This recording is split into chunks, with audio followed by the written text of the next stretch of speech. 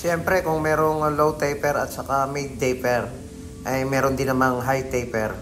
Ano ba yung magiging itsura ng ganitong gupit sa ganitong klase ng buhok? Ang kanyang buhok ay naka one side. Start tayo sa pamamagitan ng pagbasa muna. Kailangan muna nating makuha yung side part niya, kaya natin binabasa yan. And then lagyan natin ng velcro pads para hindi bumagsak yung buhok sa ibabaw nito. Gamit tayo ng number 2 na clipper guard. Number 2 yung ginamit natin dito. Medyo tataasan natin yung paghagod dito sa may kanyang patilya at ganon din dito sa may parteng likod. Sama na rin dito sa may gilid ng kanyang tenga, mababa lang.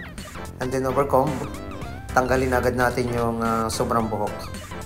May mga kanya-kanya talagang gusto yung ating mga client, kaya kung ano yung request nila, sundin natin at malalaman din natin kung ano yung magiging resulta nito, kung babagay ba para sa kanya. And then gamit tayo ng trimmer, lagyan natin ng lines, tanggalin natin yung pinakailalim ng patilya, ganun din dito sa likod.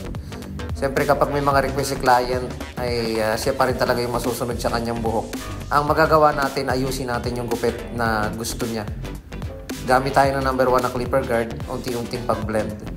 Kapag high taper, naka-eskwala lang yung pag-ahit sa may noo, mawawala na yung pag-carve dito sa may gilid ng kanyang patilya.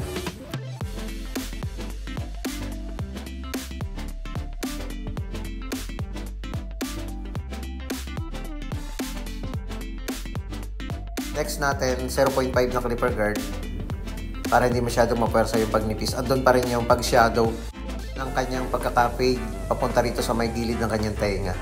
Makikip natin yung ginawa nating lines sa may likod ng tenga kapag naka-shadow taper, mas maganda siyang tingnan. Zero close para mawala yung pagitan ng white and dark area.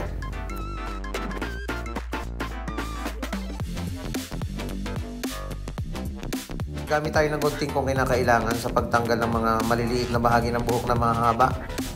Yung mga masisikip na area or yung may mga lubog, pwede naman na gunting ang gamitin natin. Pagkatapos niyan, ahitan natin ito para malinis at makita natin yung maayos na gupit na ginawa natin kapag lagi nating nililinis sa pamamagitan ng pag-aahit nito. Ayun, okay na.